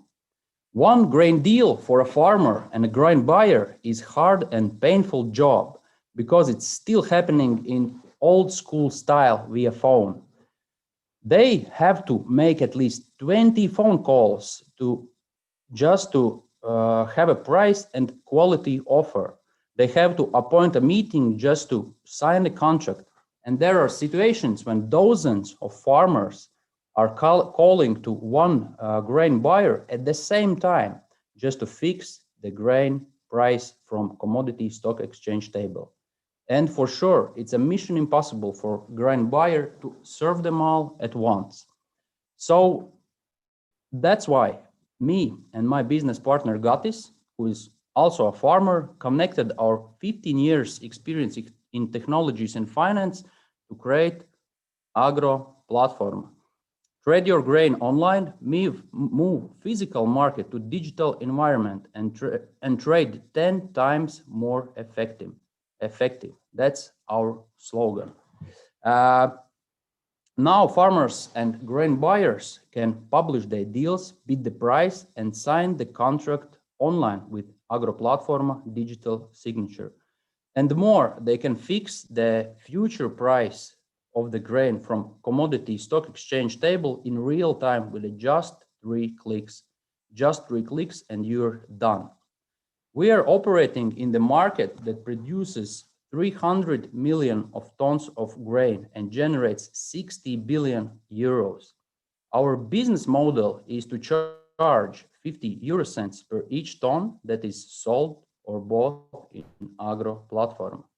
With this business model, we plan to reach up to 30 million euros revenue per year in upcoming 5 years. That's our plan. Also, we have really great products, upsell products to promote Agro Platform and to generate additional benefits for our clients. For example, commodity stock exchange notification service, which is sending simple text messages for farmers, informing about grain price changes in commodity stock exchange and increase or decrease of the price, as well as daily report. More, we offer for farmers loans against the grain contracts that is signed in Agro Platform. And we are also offering crop insurance for the farmers to be sure that farms are secure from different type of risks. More with that, we also are typing the news and making the podcasts with the industry professionals. And that's with the aim to educate the farmers and bring them our expertise about the situations in Baltics and global market. And we do this to help farmers to make the right decision when to sell grain for the very best price. Our traction up to this day is more than 650 farms and all grain buyers from the Baltic registered in Agro Platform. Yes, we are now operating in Baltic countries, and this year we already did more than 1,100 tons through Agro Platform. And we are generating in average 4 to 5 thousand euros MRR, but the last month we did 25,000. Right now we're looking for the partner who to invest in Agro platform at 250K for the next 18 months to reach break even here in Baltics and do the first entry in the European markets. This is our team. My name is Juris and I'm the co-founder of Agro platform. Thank you. This is it for me for this time. Welcome, Juris. It was a great presentation and you've finished much before time. We will now move on to the scoring session and get back to you in 2 minutes. Thank you very much. Thank you so much, Juris. Yep.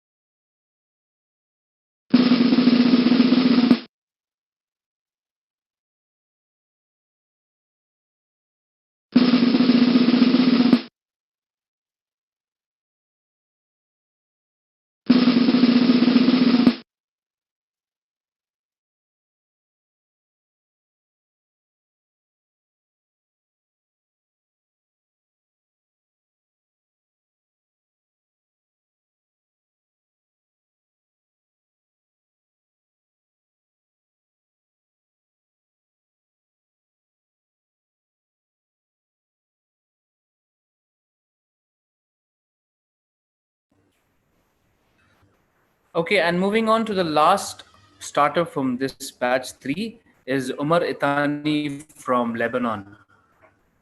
Hello. Hi, Umar, welcome. Hello. My voice is clear?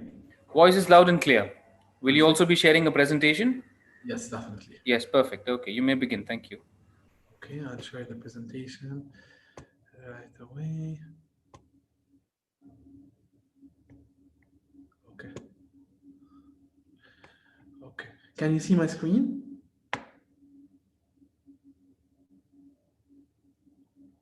Sorry, can you see my screen? Yes, your screen is visible, Umar. Perfect.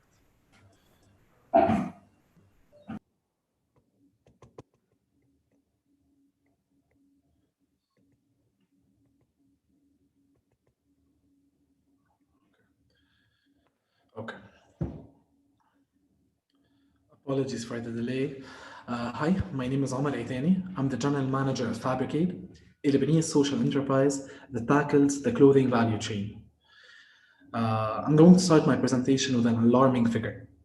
In Lebanon, a country with a population of around 6 million, 3.3 million individuals between citizens and refugees can't afford basic human needs such as decent clothing.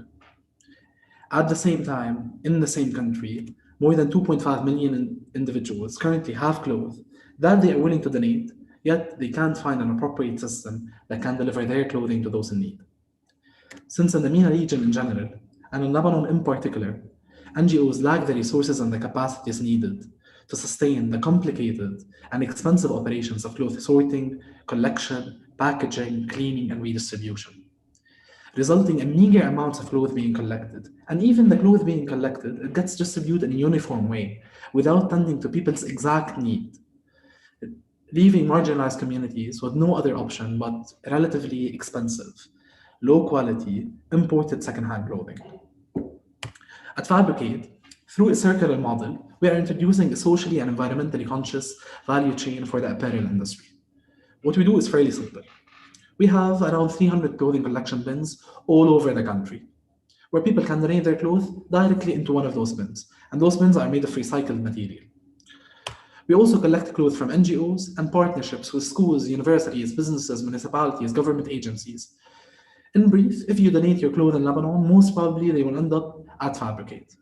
The collected clothes goes to our central warehouse, where it's sorted, cleaned, packaged, tagged, merchandised, and around 70% of the clothes we receive end up at Souk Al-Khlanj.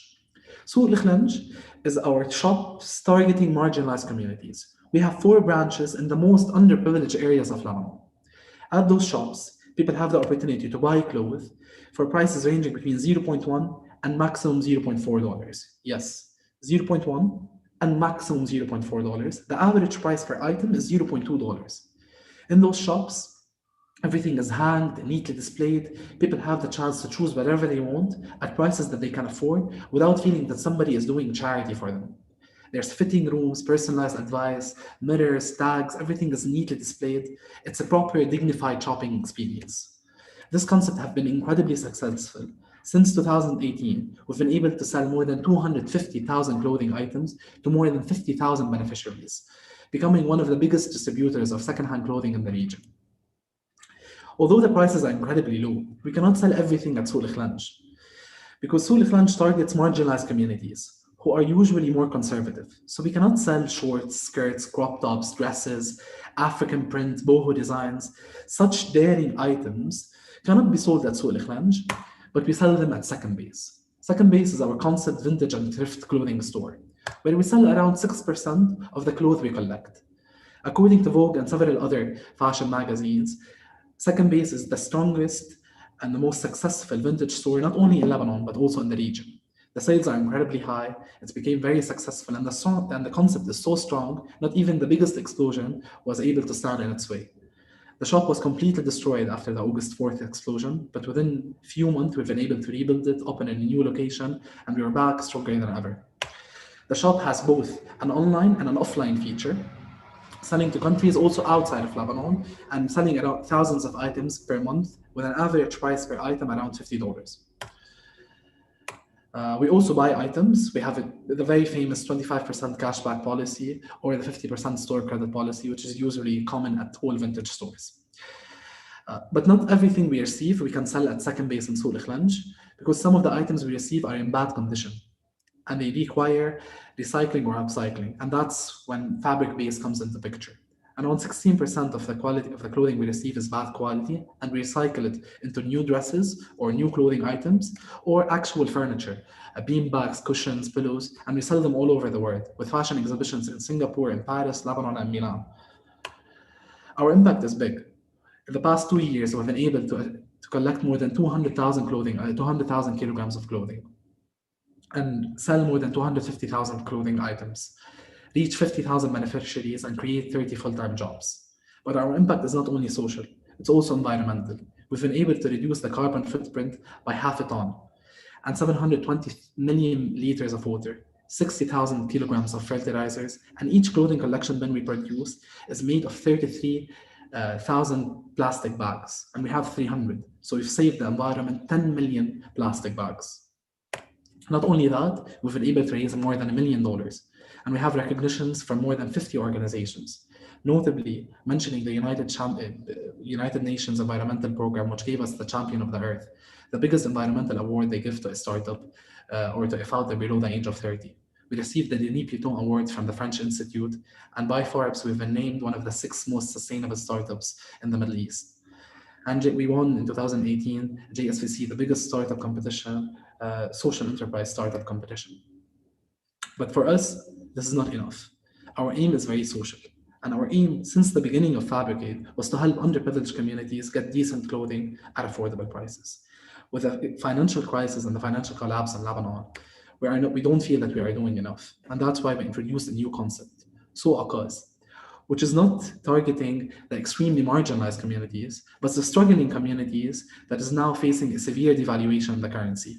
And at those stores, we sell items for prices ranging between $10 to $15 maximum through a barter deal. People come and sell us their items. We put a small margin of around 50% and then of the price of the item, and then we sell it to other customers. The shop will open in the heart of Beirut on the 1st of December, and those are the plans of the shop.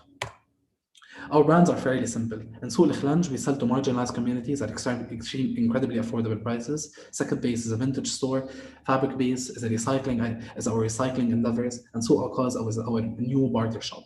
But our activities is not limited for Lebanon. We're also aiming to expand beyond Lebanon. Since in the MENA region, there's more than 77 million people who can't afford decent clothing.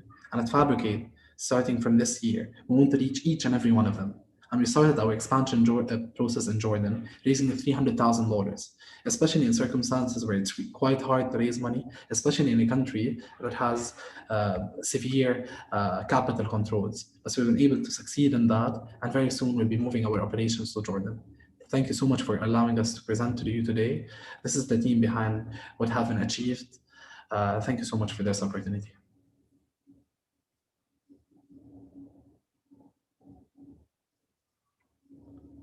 I'm done.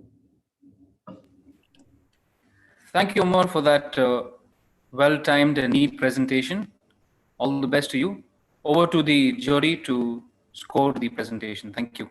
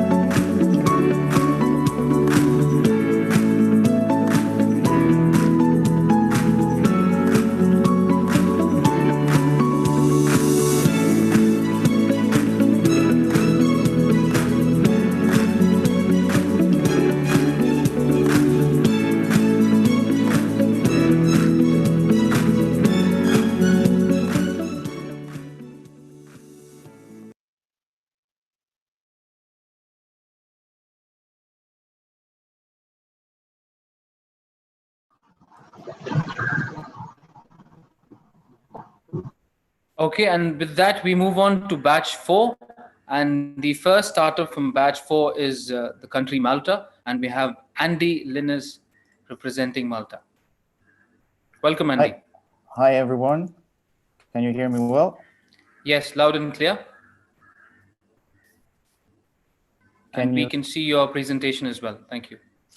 All right. Hi, my name is Andy. I'm co-founder of Thought3D Limited. Thought3D Limited was founded in November 2014 in Malta as a research and development company targeting 3D printing space. It took us several years to actually come up with the first product, so we have been on the market the last 4 years. Today, we're a 10-person team, 3 founders, 5 employees, and 2 trainees. And we combine knowledge of 3D printing, chemistry, and materials. Да, привет, нормально. To provide problem-solving products to make 3D printing more reliable. What is 3D printing? Basically, it's a machine that allows you to create 3D objects.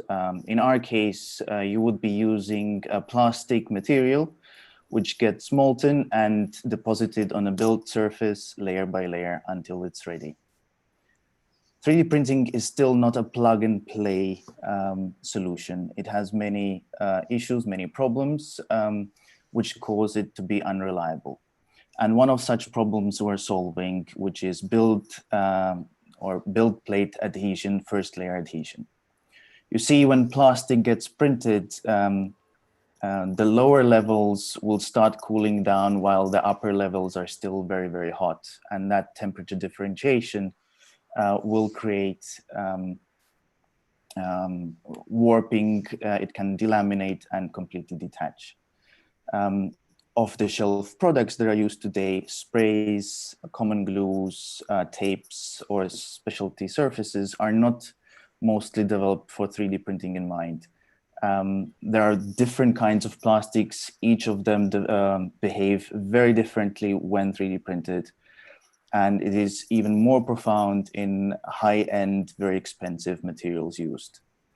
Our glues have been developed with 3D printing in mind, and they give that extra peace of mind to the end user so that his print doesn't fail. Here you can see our full product line of adhesives. Upper level shows our original or standard adhesive, targeting the commonly used plastics like PLA and ABS. Comes in samples, small bottle for daily use and large bottle for industrial use size. Then we have 7 formulations of professional glues targeting these each and every different type of plastic, polypropylene, nylon, polycarbonate, and others. These are all completely separately developed formulations. They have different chemistry. It's really complex science behind it. What sets us aside? We don't use any hazardous chemicals, which is great for end user, it's safe to use. Also, many industrial organizations have strict policies of what kind of chemistry they can be using internally. Also, it eliminates any shipping restrictions, which helps in distribution. Our product is really easy to apply. You just dab it and then spread it on the build surface. It sticks when build plate is hot and then releases when it cools down. It is water-based adhesive, so it's really easy to remove just with wet cloth. In the last 4 years, we have developed an extensive network of partners. We're present in over 30 countries and have over 130 partners in our portfolio. We work directly with 3D printer manufacturers. Many of them are adding our glues already in each printer box they sell, or they just use it internally or suggest to their clients. We work with most of the filament manufacturers. We test their materials. End users get our optimized print setting data, and we ask material manufacturers to advise to use our glues. Then we work with reseller network where Amazon is our biggest direct client. Our company has grown 100% each year. As I mentioned, first 2 years were to find that minimum viable product. The last 3 years, we developed all the line of adhesives, and now we're diversifying and going into hardware products segment. Our company is already profitable, and all the monies are reinvested into these new products so that we can drive the growth and innovation. So what are the new opportunities? While our glues have been very well received, later this year we'll be launching application tools which will allow to apply these glues on really large surfaces. It will open up a new market for us for really industrial size printers. Then later, early next year, we're launching filament drying hardware. This is targeting a problem where filament is soaking up the ambient moisture, and thus printer quality or print quality reduces significantly. Lastly, in a few years, we're hoping to come up with a solution for post-processing hardware that would make 3D prints as strong as injected molded parts. So this is our next roadmap of products. A few words about our intellectual property. Our glues are protected by trade secrets, and our filament drying is patent pending technology, and we'll be seeking also protection for our post-processing hardware. Today, we're seeking for 350,000 against 10% of the company, with 75 already committed. We'll be hiring new staff. Most of the money will be used to commercialize these new products and drive the growth of the company. Reasons to invest are pretty clear. The industry of 3D printing has shown that it is very COVID resistant, was very helpful actually in that, and this accelerates the whole growth. Our company has grown extensively. We're already established and profitable. All the new products are really solving a big issue on the market and are really easy to cross-sell to the partner network we already have. With this, I will be finishing. Thank you.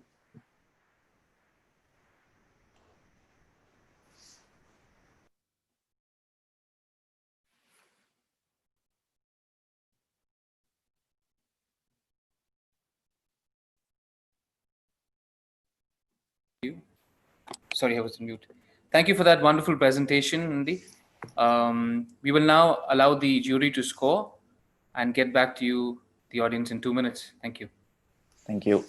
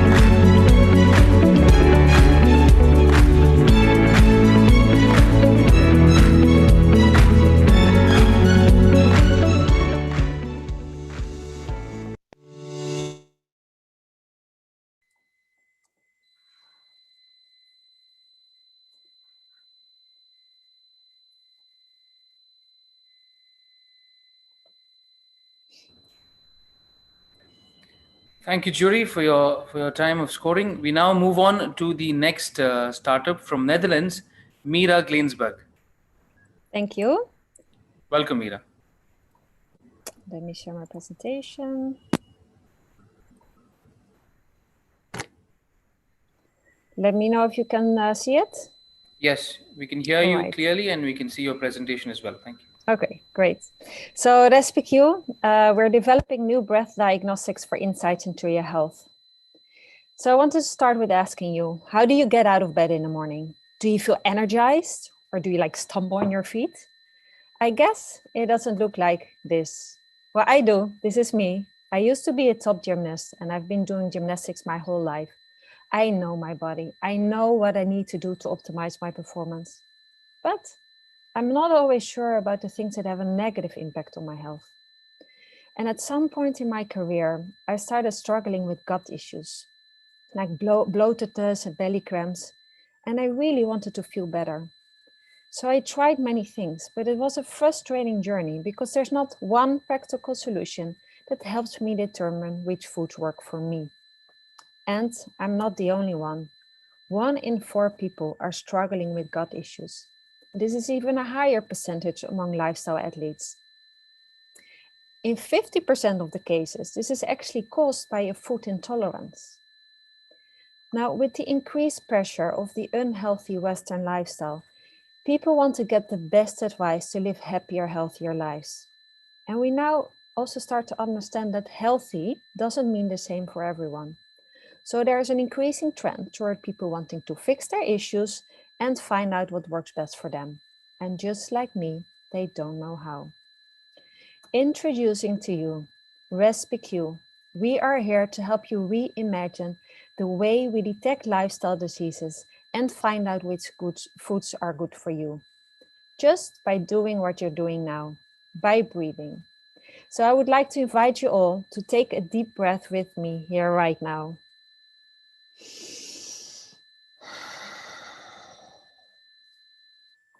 So clinical research is showing that breath that you just took contains a lot of indicators and biomarkers that can tell us a lot about your health and which foods are good for you. And we are developing a patent-pending, cost-effective technology that can measure all relevant biomarkers and indicators. And this is something none of our competitors have been able to do so far. Now imagine being able to breathe into a device that is able to tell you if you have a food intolerance, or even more critically, breathing into that same device and get big data-led health insights acting as an early warning system that can help you detect life-threatening diseases such as cancer or COVID early on just by breathing. Now, down the road, we will be able to tackle more pressing issues like cancer. But right now, we are starting with personalized nutrition with a first focus on food intolerance, because we can get started on that today. First of all, because there's a huge market potential of an estimated 8 billion, because really people want to take control of their health. And by helping just 1% of this target audience, we will generate a revenue of around 50 to 80 million a year. Secondly, this is also the area with the most proven science, which means that we don't need to do years long of clinical trials. And thirdly, we have a better technology than our competitors. So our direct competitor, they will miss the diagnosis of at least 1 in 5 people because they can measure only one biomarker. And we can detect all relevant biomarkers more accurately and cost effectively and in real time. And therefore we're better and able to improve everyone's well-being. So why is this? Now let's have a look at the full breath diagnostics market space. So some competitors are using non-specific chemical or nanosensors that are not really accurate or not fully accurate. Others, they are using mass spectrometry. This is much more accurate, but also very expensive and more difficult to use at point of care. And we are using a totally new technology. We are applying our patent-pending phenomenon on gas, which enable us to measure real-time, unlimited number of molecules in the breath with an optical sensor. So our technology is more accurate than chemical sensors, and much more cost-effective compared to both competitive technologies. and we can give results within seconds. Now, how does it actually work? So you simply exhale into a device after eating something. You receive insights about what works for you, and you get a customized diet plan and expert coaching to help you feel better. Dietitians and sports clubs will be able to buy the device for around 500 euros and offer it to their clients. Users can do a diagnosis test for around 50 euros, of which 50% will be offered to the person offering the test. And for a monthly subscription fee, the users get a program and an ongoing support to feel better. We are going to focus initially on Western Europe and the US. And when we have the relevant approvals and insurance coverage, we will expand our sales via other channels such as pharmacies and GPs. And later on, we of course aim to add additional health insights as like an early warning system that goes far beyond personalized nutrition, such as cancer detection, for example. And we are the right team to bring this to market. My co-founder, Vitaly Vorkov, he is the inventor of that SPQ technology. He holds a PhD in mechanical engineering and is also a data scientist. And I'm Mira Gleisberg. I'm a second-time founder, and I have a passion to help people live more healthy. For almost half of my 15-year career, I worked in healthcare. And also, we have 3 amazing advisors on board. So in just 1 year and a 50K budget, we have filed our first patent. We have built our first portable prototype, and we have proven high sensitivity and joined a large research consortium. Now we're looking to raise 350 to 500K seed rounds. And with that, we are going to build a stabilized sensor, build clinical proof, and do market validation. With a follow-on route, we will build a commercial device and app, do larger clinical trials, and then go to market in the beginning of 2022. So if you want to be part of something that can have a huge impact on people's well-being, email me on mira@respq.com. And you can also sign up to become a beta tester on our website. And maybe you will find a new way of getting out of bed in the morning. Thank you very much for your time and listening.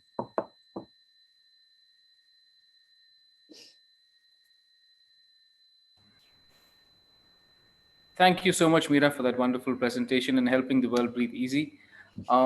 We will now give the judges, the jury, 2 minutes to do the scoring, after which we will move on to the last startup from Rwanda, Mujukumara Fiston. Thank you.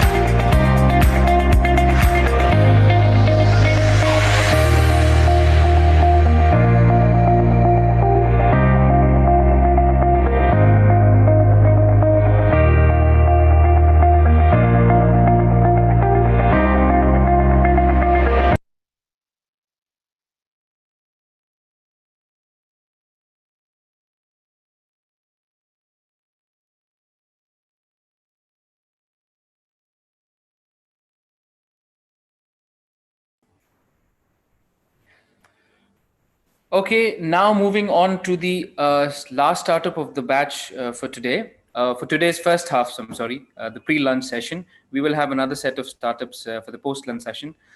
We now warmly welcome Mudhu Kumara from Rwanda. Welcome. Thank you. So we can hear you clearly. You can also test your video by sharing your screen. Sure.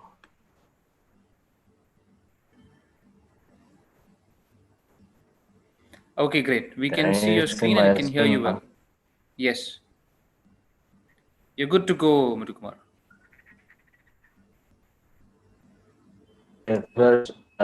My name is all right. Thank you very much. My name is Fiston Mudachumura. I'm the founder of Entertainment Tech Publishing Company.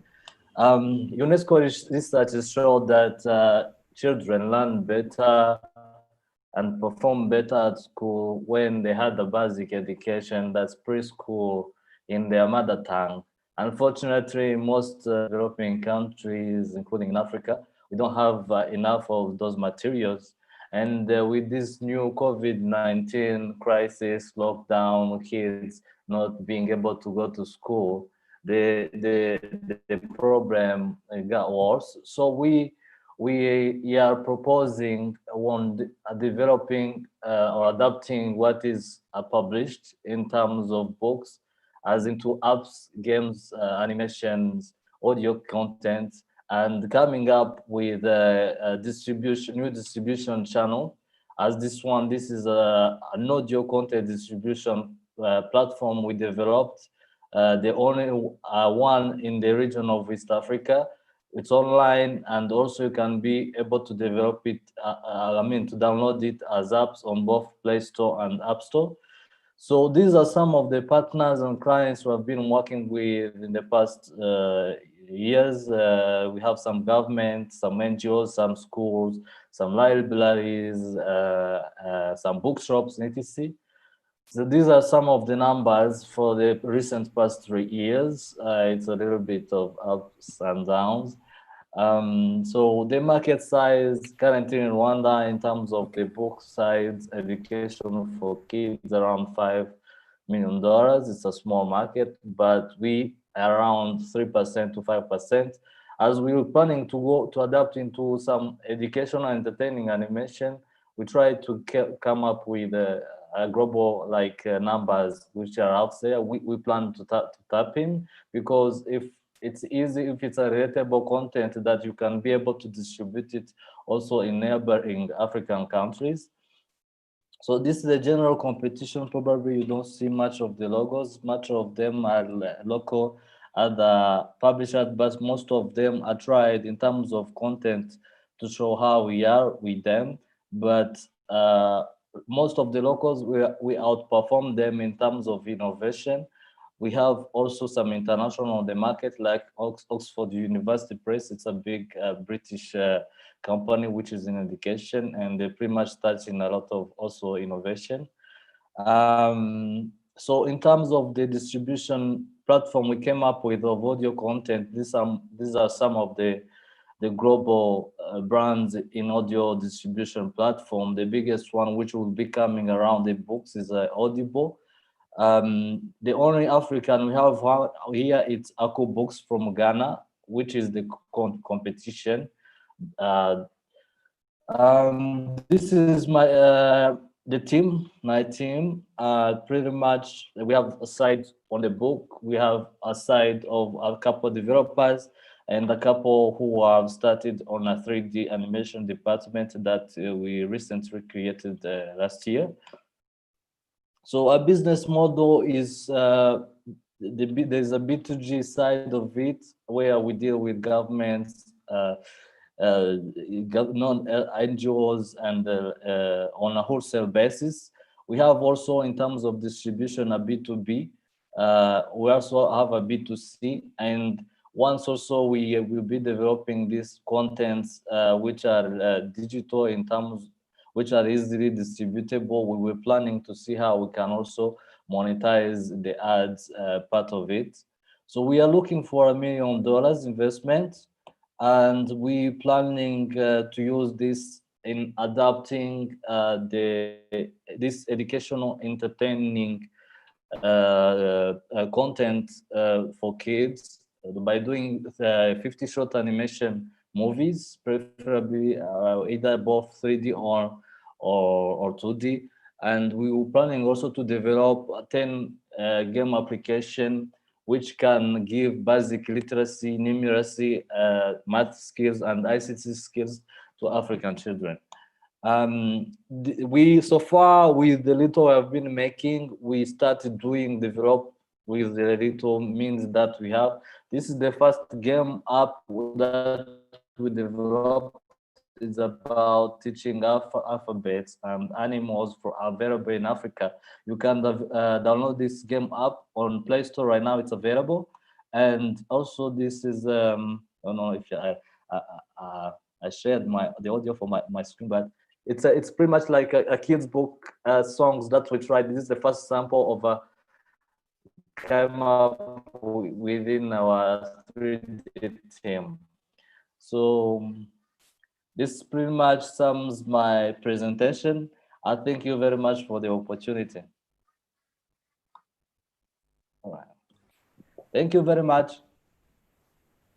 You're most welcome, and thank you again, Murukumara, for that wonderful presentation and for that noble initiative you're having done in Rwanda. Thank you so much and all the best.